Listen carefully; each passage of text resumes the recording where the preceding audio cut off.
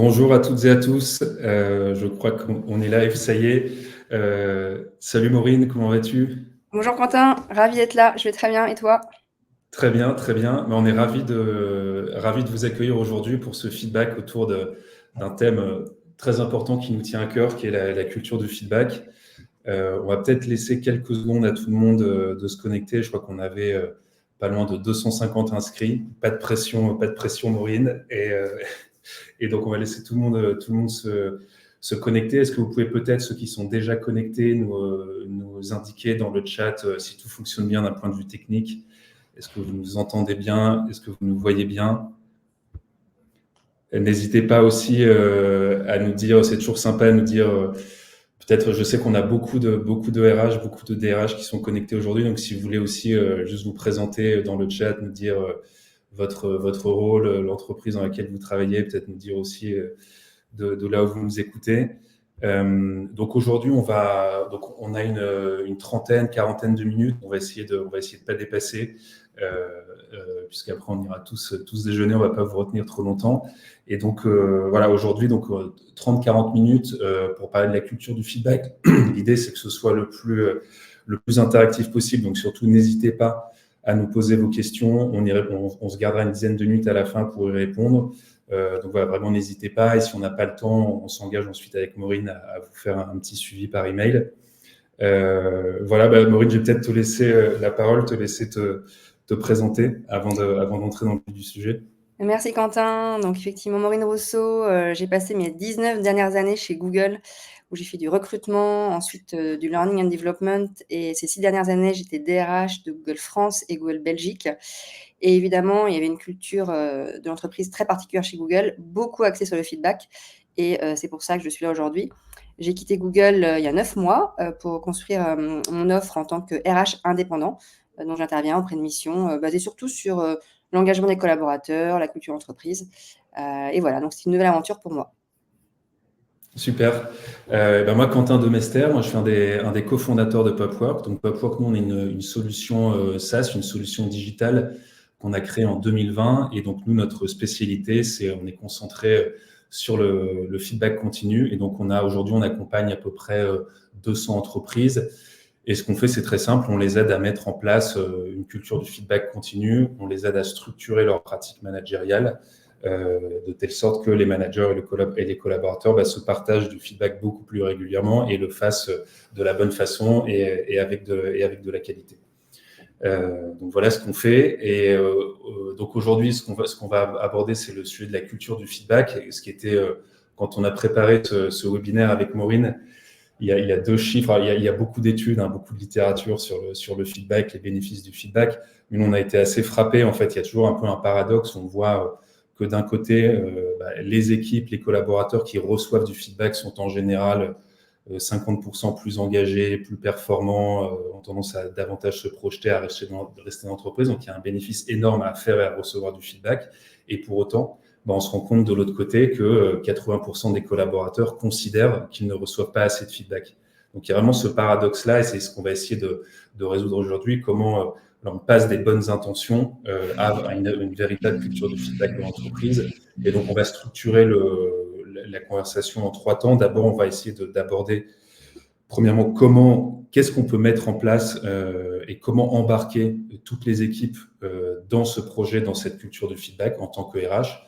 Dans un deuxième temps, on va essayer de vous donner avec Maureen quelques clés, quelques outils, quelques rituels que vous pouvez mettre en place pour que le feedback devienne une réalité au quotidien dans les équipes. Et ensuite, dans un troisième temps, on essaiera de voir aussi comment, en tant que RH, vous pouvez mesurer et évaluer la culture du feedback concrètement. Donc voilà un petit peu ce qu'on vous propose de suivre. Et donc peut-être pour commencer, Maureen, moi j'ai peut-être une première question pour toi qui est comment, en tant que RH, je souhaite mettre en place du feedback, je souhaite encourager le feedback dans l'entreprise. Par où je commence, quoi? Comment j'arrive à embarquer les managers, les collaborateurs, mon codir dans ce projet-là? Écoute, déjà Quentin, il y a une première chose à savoir, c'est que donner du feedback ou en recevoir, c'est toujours très compliqué. Je pense que tous autour de cette table, on peut se le dire, on trouve ça difficile de le recevoir, on est dans l'émotion. Et puis en donner, c'est aussi compliqué parce qu'on n'ose pas. On associe souvent le feedback avec des choses négatives, alors qu'il y a aussi des choses constructives. et on apprend à le donner. Donc c'est quelque chose qu'on pourra voir aussi un peu plus tard. Mais je pense que le ton sur cette culture d'échange, de transparence, parce que feedback suppose la transparence et la sincérité, doit être donné par le leadership, par le management. Donc si le management lui-même autorise les collaborateurs à leur donner du feedback, à ce moment-là, on se sent soi-même autorisé à en donner et à en recevoir. Chez Google, donc je disais, il y avait une culture du feedback très, très forte parce qu'on disait qu'il n'y avait qu'avec le feedback qu'on pouvait s'améliorer et donc souvent les managers se rendaient disponibles sur des all hands, des séminaires pour prendre du feedback en live.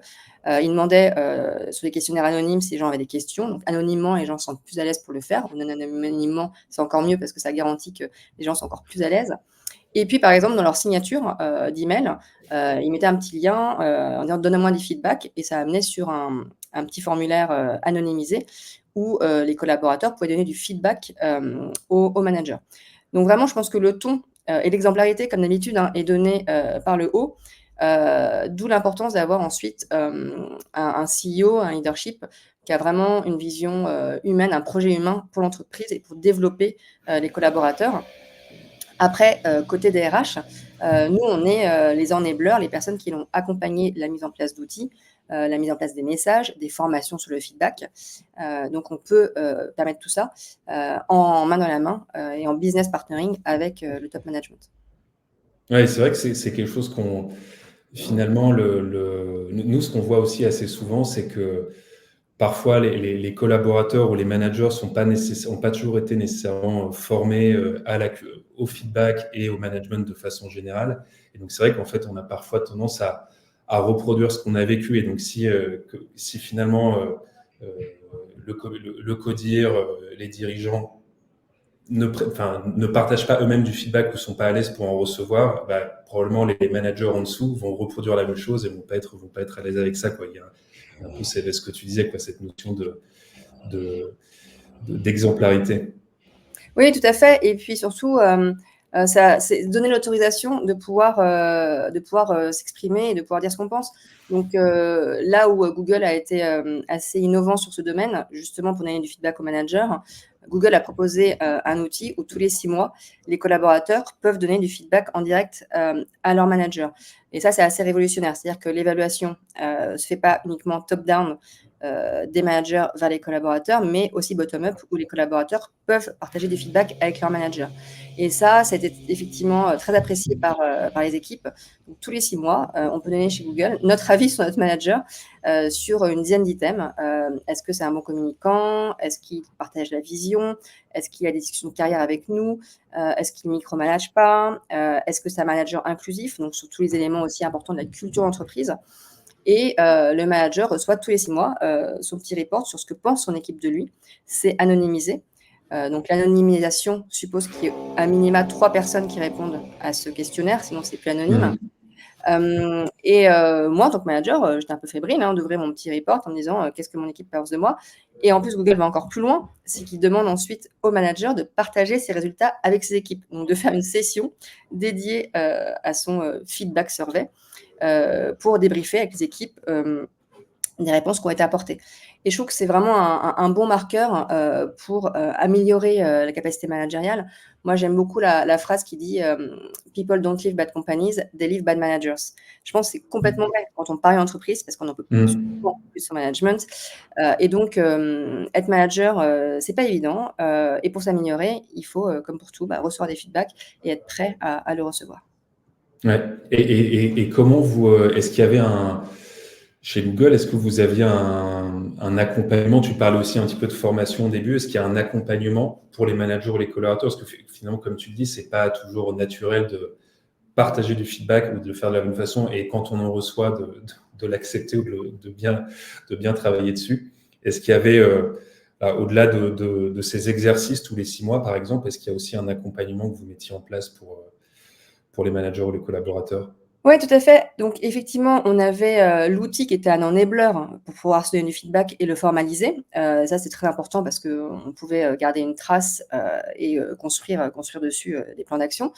Et puis, il y avait aussi le feedback plus informel à donner sur l'instant T pour améliorer la relation de travail ou pour dire ce qu'on avait fait de bien ou de moins bien dans une présentation. Et on formait les managers et les collaborateurs sur la façon de donner du feedback. On utilisait un framework qui est assez connu qui s'appelle SBI, Situation, Behavior, Impact. Donc on décrit la situation, on décrit le comportement qu'il y a eu et puis l'impact positif ou négatif qu'a généré ce comportement. Et comme ça, on le décorrèle un peu de toute émotion, parce que le feedback, évidemment, est donné, est reçu avec cette dose émotionnelle qui nous fait parfois un peu peur. Donc, rester factuel, expliquer le comportement que ça a provoqué et l'impact que ça a eu sur nous, c'est des choses qu'on faisait avec les collaborateurs et les managers. Et puis aussi, il y avait une culture très informelle du feedback sur tout ce qu'on pouvait faire chez Google. Donc, l'évaluation du manager était quelque chose de très iconique et extrêmement forte, extrêmement puissante. Mais tous les items étaient évalués chez Google. Par exemple, après une réunion, on recevait un petit feedback survey pour savoir si la réunion avait été efficace, tenue dans les temps, bien animée. Libre à nous d'y répondre ou non, toujours de façon anonyme. On nous demandait notre feedback sur la qualité de la cantine, sur la qualité d'un séminaire. Donc, vraiment, la culture de l'entreprise était basée dessus. Et je pense que si on remonte plus loin, c'est parce que c'est une entreprise qui lance des produits toujours en version bêta et qui se dit on peut améliorer les produits grâce au feedback des utilisateurs.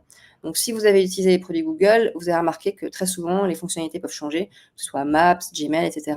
Parce qu'on pense que c'est uniquement avec le feedback des gens qu'on peut s'améliorer. Et finalement, ce qu'on fait avec nos produits, on veut aussi le reproduire en interne, notre culture en entreprise. Ouais, c'est super intéressant qu'il y a vraiment c'est vraiment une culture qui se diffuse un peu à tous les niveaux, quoi. C'est vrai que parfois, c'est peut-être un biais un peu franco-français, mais quand on pense à feedback, on imagine un exercice un peu fort, je caricature, mais un exercice un peu formel une fois par an et plutôt descendant du manager vers le collaborateur. En fait, vous, ce que vous faisiez chez Google, c'est le feedback, il est dans toutes les directions. Il est aussi ascendant, il est aussi vers les pairs et il y a pas juste l'entretien annuel, par exemple, ou l'entretien de mi-année. Il y a plein d'opportunités, finalement, plein de moments, plein d'occasions où on peut se partager du feedback. Oui, exactement, parce que c'est peut-être une vision assez anglo-saxonne, effectivement, d'avoir cette culture de feedback très présente. Et Google a été aussi monté historiquement par 2 étudiants qui se lançaient dans le business, qui se sont dit qu'ils pouvaient fonctionner bien qu'uniquement en se faisant accompagner et en recevant du feedback, justement. Donc, je parlais des produits qui étaient lancés en version bêta et qui étaient ensuite améliorés. Et donc, ça s'est retraduit dans la culture. Les dirigeants sont très ouverts sur le fait d'oser entreprendre. En fait, le plus important, c'est d'entreprendre. C'est pas grave si ça marche pas derrière. Donc, il y a vraiment cette culture de taste and fail. Et c'est pas grave si ça ne marche pas, parce qu'au moins, ça veut dire qu'on aura essayé. Je me rappelle qu'il y avait même un dirigeant qui allait encore plus loin et qui demandait à tout le monde de partager une fois par mois son plus fabuleux échec. Il appelait ça My Most Fabulous Failure. Il le partageait avec tout le monde, mais donc lui-même partageait son plus gros échec du mois avec un client, par exemple, ou avec son équipe. Ça peut être quelque chose de pro ou perso. Et les gens étaient amenés à partager aussi ce qui avait bien marché, ce qui n'avait pas bien marché. Et ça, c'était vraiment hyper fort pour donner un sentiment de sécurité à partir du moment où le manager lui-même entreprenait ce genre de posture. Après, effectivement, ça reflète aussi, pour aller encore plus loin, une fois que cette culture de feedback marche, une culture de collaboration et d'entraide. Ça veut dire qu'on veut s'entraider entre collaborateurs en s'améliorant. Et chez Google, on avait aussi mis en place des systèmes de collaboration entre collaborateurs qui rencontraient les mêmes problématiques. Par exemple, on avait des gens qui étaient spécialisés sur les conseils de carrière, sur les conseils en tant que manager, sur les conseils en tant que nouveaux parents, même sur des points de vue perso. On les appelait les gourous. Donc, il y avait un carrière gourou, un new parent gourou, un manager gourou. Et ces personnes-là étaient joignables spontanément, sans passer par son manager direct. Il y avait une plateforme qui existe toujours où on pouvait contacter le gourou de notre choix, dans la thématique de notre choix, et aussi dans le pays de notre choix, parce que ces personnes-là étaient basées dans tous les bureaux du monde entier. Et je pouvais me connecter avec un carrière gourou, par exemple, pour lui demander des conseils de carrière. C'est quelqu'un qui pouvait être inspirant, que j'avais vu, déjà parlé lors d'une présentation. Et je pouvais me connecter avec cette personne pour recevoir des conseils, de l'info, partager mon expérience, demander du feedback, justement. Et je trouve que c'est ça la puissance organisation qui se met en marche naturellement dans une culture ouverte de feedback, c'est que pour aller encore plus loin, ce genre de système se met ensuite en place. Et finalement, l'entraide entre collaborateurs, c'est quelque chose aussi qui est le reflet d'une culture où on se sent autorisé de dire les choses et de se contacter les uns les autres. Ouais, très clair. Et est-ce que parfois j'imagine, il peut y avoir des résistances ou des inquiétudes d'avoir une culture finalement qui est aussi ouverte, très transparente, on se dit les choses le plus régulièrement possible. Voilà, est-ce que tu as pu faire face à des résistances et en tant que DRH, comment on peut réussir à faire face à ces résistances ou à embarquer tout le monde dans cette vision-là ou dans ce projet-là de feedback? Ah oui, alors il y avait 2 choses sur la résistance. Il y avait déjà, l'adhésion, aux outils, et ça, c'était évidemment calculé par Google qui est une entreprise très orientée, data. Donc on savait quel était le taux d'utilisation de ces outils, le taux de complétude de ces outils. Donc on savait que, par exemple, les gens avaient répondu, au manager survey à 80-90. Donc il y avait plutôt une bonne adhésion, aux outils. Après, ce qui est plus compliqué à évaluer, c'est la qualité, du feedback, et se dire, est-ce qu'il y a une résistance à être sincère ou non dans ce qu'on va dire? Et l'enjeu est aussi important que l'utilisation et l'adhésion. Et sur la qualité du feedback donné, bah, ça redécoupe beaucoup ce que je viens d'évoquer sur l'exemplarité managériale et la sincérité du leadership à pouvoir prendre du feedback en direct et s'exprimer dessus.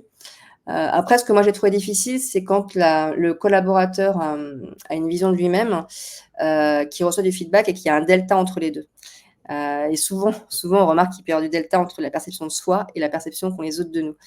Donc c'est là où on peut évaluer l'ouverture d'esprit et la capacité à recevoir ce feedback et à vouloir s'améliorer.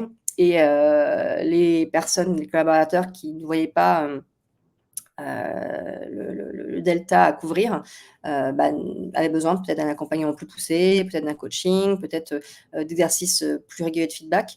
Évidemment, c'est avec cela que c'était plus compliqué de pouvoir avancer rapidement, mais c'est tout l'intérêt justement de notre rôle en tant que DRH et puis d'avoir des managers de qualité pour les manager. Oui, c'est clair. Et tu as évoqué différents outils ou différents rituels.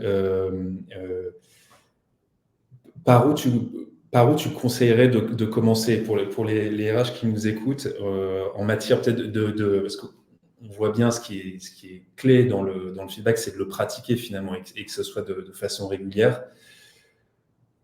Par où tu conseilles de commencer? Est-ce qu'il faut plutôt partir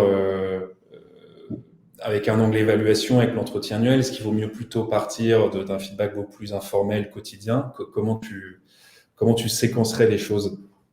Alors déjà, moi je pense qu'en tant que DRH, il faut déjà commencer par donner du feedback à son CEO avec qui on travaille. Le business partner, pour qu'il soit efficace, basé sur l'honnêteté et la transparence, doit passer par là. J'ai un exemple, moi je me rappelle quand je travaillais avec le CEO d'une business unit chez Google, je lui avais dit: «Mais tu sais, tu vois pas beaucoup tes équipes, tu leur demandes de faire plus 20 de croissance, mais tu prends même pas le temps de déjeuner avec chacun d'entre eux individuellement, de les rencontrer, de les féliciter pour les succès». Et là, la personne me regarde et me dit: «Mais en fait, tu es en train de faire du feedback là?» Et je dis: «Bah oui, exactement, je suis en train de te faire du feedback, donc si tu veux obtenir des résultats, commence par ça». Et moi, je suis ouverte, je pense que derrière, il faut dire: «Et moi, est-ce que tu as du feedback à me faire? Comment je peux t'aider? Est-ce qu'il y a des choses que je peux mieux faire?» Donc avoir cette réciprocité, cet effet miroir, je pense que c'est important de soi-même se mettre en position de vulnérabilité et de dire: «Est-ce que je peux recevoir du feedback?» Et je pense qu'il faut aussi se rappeler que le feedback, c'est pas que négatif, ça peut être aussi positif. Voilà ce que tu fais bien, voilà ce qu'on peut faire différemment.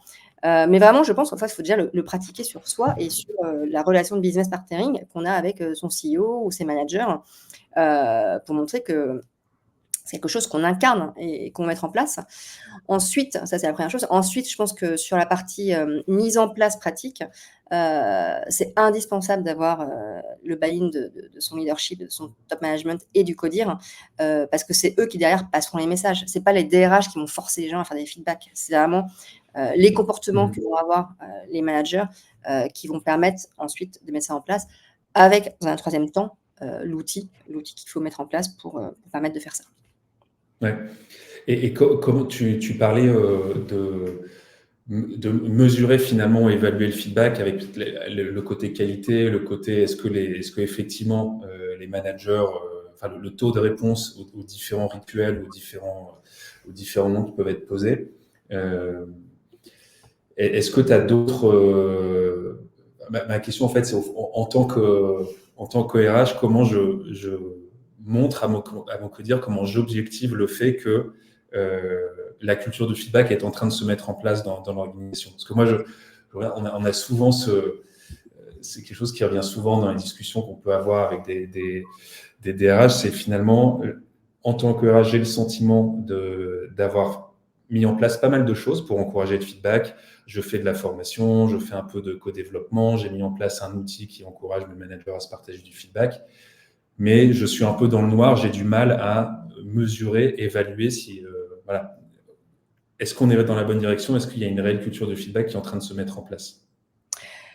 Moi, je pense que c'est, il y a 2 choses. Il y a, la data, donc sur, justement, l'utilisation de ces surveys, de ces questionnaires de feedback, vraiment, monitorer les chiffres en montrant qu'il y a une adhésion à 50%, 70%, 90%. Je pense que la data peut montrer vraiment le progrès et montrer s'il y a l'adhésion ou non. Et ça, c'est très important. Je pense que c'est un bon chiffre, parce que si personne ne remplit le questionnaire de feedback, ça montre qu'il y a un souci quelque part. Donc le chiffre, il faut vraiment être basé sur les chiffres et la data. Et ensuite, je pense qu'il y a vraiment la question du rituel à instaurer, parce qu'il faut répéter les messages, il faut surcommuniquer souvent auprès des équipes, et donc continuer d'insister, de se mettre en position de demander du feedback et être en capacité d'en recevoir. Et ça, évidemment, c'est pas évident.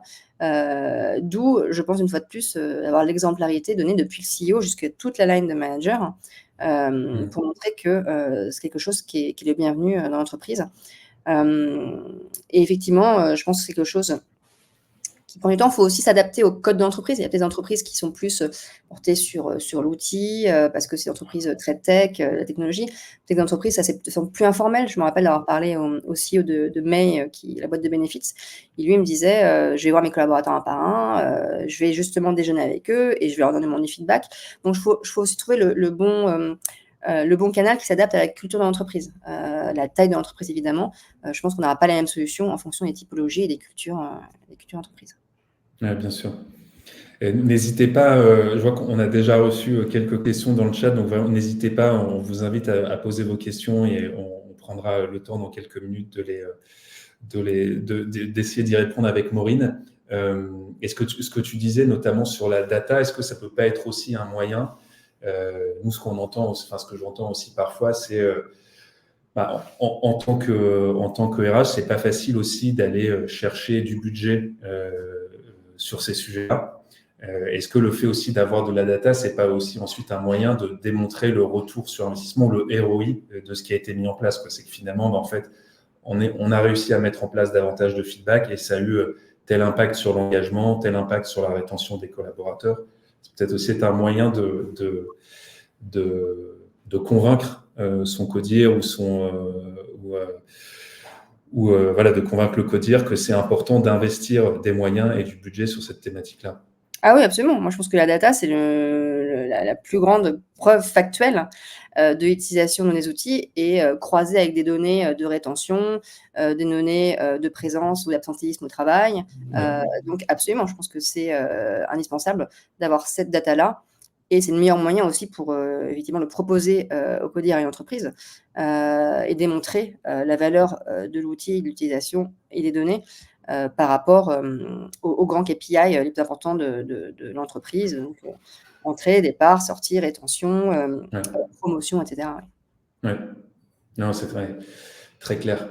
On commence à avoir pas mal de questions, donc on va peut-être passer à la partie questions pour répondre avec Maureen. Peut-être juste avant de passer aux questions, peut-être juste pour rappeler pour ceux il y en a certains d'entre vous qui sont pas connectés au début, peut-être juste Maureen, si tu veux refaire un petit aperçu toi de ton activité aujourd'hui, de ce que tu fais. Ouais.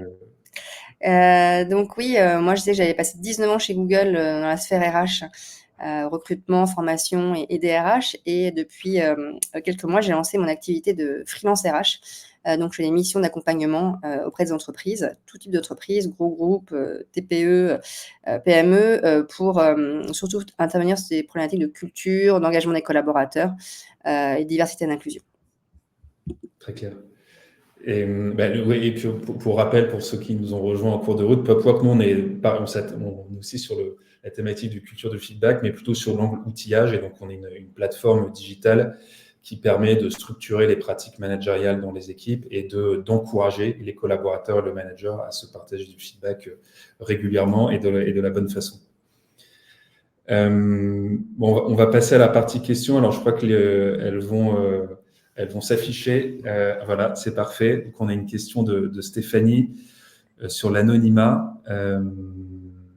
Suite à la mise en place, ouais, tu veux réagir dessus Oui, effectivement. Est-ce que l'anonymat, c'est quelque chose finalement de pertinent si on veut mettre une culture de liberté? Est-ce que c'est pas contradictoire sur quelque part les injonctions données? C'est vrai qu'on s'est beaucoup posé la question chez Google de savoir s'il fallait rendre des feedbacks anonymes ou non.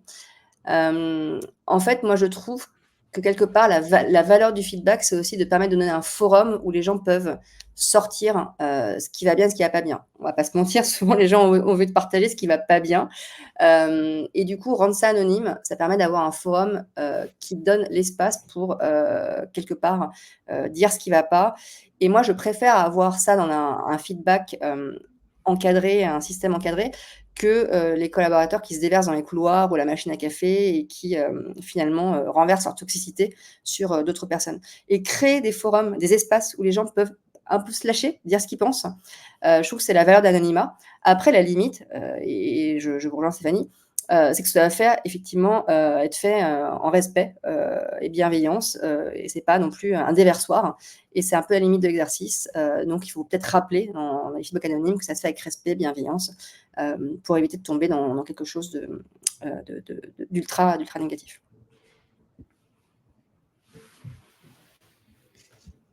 On a une autre, bonjour Camille, on a une autre question. Pouvez-vous rappeler les items sur lesquels les managers Google sont évalués par leurs équipes? Oui, alors il y en a une dizaine, mais les principaux, c'est vraiment sur la capacité de leadership du manager à partager sa vision, savoir s'il a les compétences techniques pour encadrer l'équipe. Est-ce qu'il a une discussion de carrière avec les collaborateurs dans les 6 derniers mois? Est-ce que c'est un manager inclusif? Parce que la diversité et l'inclusion est un sujet très important chez Google. Et est-ce qu'il micromanageait ou non? Vraiment, c'est les items principaux que j'avais en tête. Et je pense que si vous regardez sur Internet, vous retrouverez ça bien détaillé. C'est accessible et c'est public pour tout le monde. Bonjour Mathieu. Donc on a une question. Comment récolter les différents feedbacks et comment je reçois un feedback, comment je montre que je l'ai pris en compte à mon équipe? Alors, la façon de recevoir et de récolter le feedback, ça se faisait soit à travers l'outil. Donc ça, on demandait ensuite au manager, par exemple dans le Manager Feedback Survey, de partager leurs résultats. Donc c'était un moment un petit peu fort pour nous, managers, de partager ce que les équipes pensaient de nous, mais c'était quelque chose d'obligatoire chez Google. Une fois que les équipes nous ont noté, on doit partager le compte-rendu avec les équipes et vraiment reconnaître qu'on a reçu le questionnaire et les réponses et qu'on veut s'améliorer. Après, sur un one-to-one ou sur un feedback plus spécifique, là, je pense que c'était vraiment en fonction de la qualité des discussions. Si j'avais donné feedback à quelqu'un, je pense qu'ensuite, c'était bien de retourner vers cette personne en disant qu'on l'a entendu, qu'on le prend en compte. C'est pas facile à entendre, on va essayer de s'améliorer. Voilà, ça dépendait du format. Mais effectivement, l'outil permettait d'institutionnaliser ça. Et après, le one-to-one, c'est quelque chose de plus informel.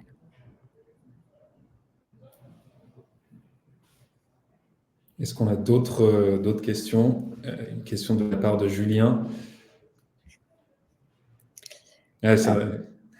T'en parlais sur le fait qu'on peut aussi faire des feedbacks positifs. Le feedback, c'est pas forcément négatif. Ouais, tout à fait. Je pense que nous, on avait une pratique aussi chez Google, c'est de commencer par le feedback constructif, donc dit négatif dans notre culture commune, et de finir par le feedback positif, parce que le cerveau humain se rappelle des derniers échanges et des derniers mots. Et je trouve que c'est smart. On commence par voilà ce que tu peux mieux faire, et après voilà ce que tu fais bien. Et je trouve que c'est une bonne façon d'équilibrer effectivement le type de feedback. Ouais, mais Je crois que c'était une étude, il me semble, de McKinsey qui avait étudié, qui avait comparé des équipes qui recevaient majoritairement du feedback positif ou majoritairement du feedback négatif. Et ils en avaient conclu que le ratio idéal, feedback positif et feedback négatif, c'était de faire un feedback négatif pour 5 feedbacks positifs. Ouais. Avec cette idée que il faut évidemment des feedbacks négatifs, des feedbacks d'amélioration pour progresser. Et en même temps, plus on fait de feedback positif, plus ça donne confiance et plus les gens progressent et sont engagés. Bonjour Laure. Des conseils pour parler des échecs? Ouais, alors Laure, ravie de te voir parce qu'on se connaît un petit peu Laure et moi. Moi, je pense qu'il faut commencer par parler de soi en fait, de dire ce qui a bien marché, ce qui n'a pas bien marché. C'est compliqué en tant que manager de parler de soi en disant voilà ce qui a bien marché cette semaine, voilà ce qui a pas bien marché et de s'ouvrir. Je trouve que en tant que manager, ça requiert du courage, mais finalement c'est inhérent à la fonction de manager. Le courage managérial, ça change tout. Donc voilà, avoir le courage de parler de ses propres échecs, je pense que c'est déjà une bonne porte d'entrée pour permettre aux autres ensuite d'en parler. Et quel rôle des représentants du personnel voyez-vous dans la culture du feedback? Les représentants du personnel adorent ça. Ils adorent le fait qu'on puisse noter nos managers. Ils adorent connaître le taux d'adhésion à de remplissage de ces surveys sur le feedback. Ils sont très demandeurs d'avoir des résultats agrégés. Alors c'est là où il faut un peu aussi parfois les cadrer. Mais à contrario, dans une entreprise qui est un peu résistante à mettre en place une culture de feedback, je pense qu'on peut passer tactiquement par les représentants du personnel pour parfois soutenir un point. Donc, je pense que, en tout cas, c'est quelque chose que eux, en général, reçoivent très positivement de mettre en place une culture de feedback. Les CSE sont en général très demandeurs.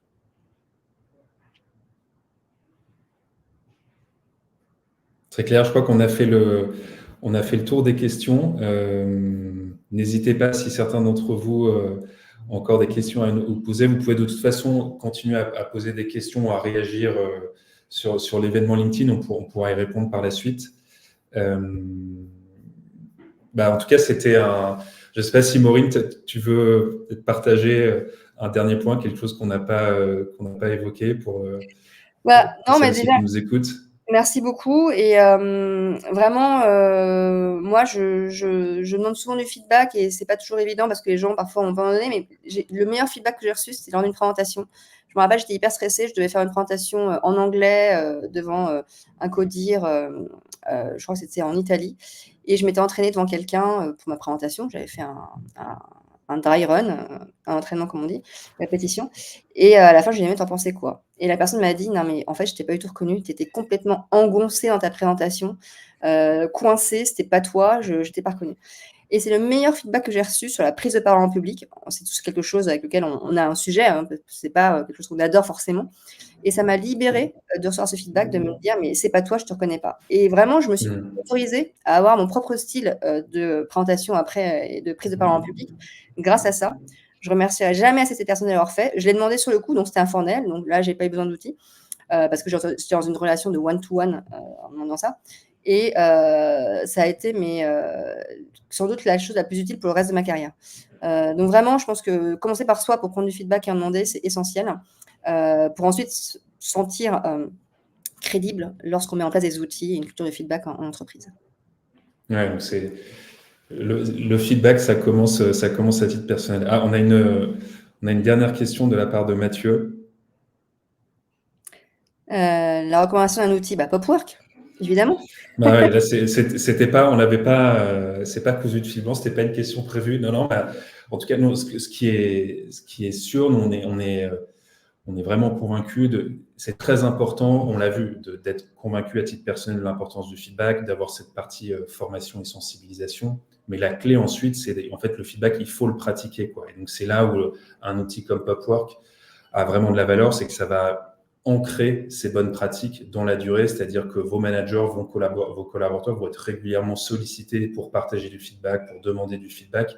Et en fait, c'est ça qui va permettre aussi d'embarquer tout le monde dans ce projet, dans cette culture du feedback beaucoup plus régulière. Donc, voilà, de ce point de vue-là, un outil comme Popwork a un impact super fort sur la culture du feedback concrètement. Merci, Magali. Merci Magali, je m'allume. Merci Camille. Ravi que Popwork soit utile. Bon, c'est bien, on reçoit du feedback en live. En live. C'est top. Merci beaucoup. N'hésitez pas à nous dire ce qu'on peut mieux faire la prochaine fois, justement. Nous prenons du feedback. Vous pouvez nous contacter, Quentin et moi, et dites-nous ce qu'on peut faire de mieux aussi et ce qu'on a bien fait. Ravi de recevoir ça. Merci beaucoup, merci à tous. Merci beaucoup Maureen pour ton partage d'expérience, tout ton éclairage et toute cette méthode Google qui est hyper intéressante. Et puis voilà, n'hésitez pas si vous avez des questions, on est à disposition avec Maureen pour y répondre. Merci à tous.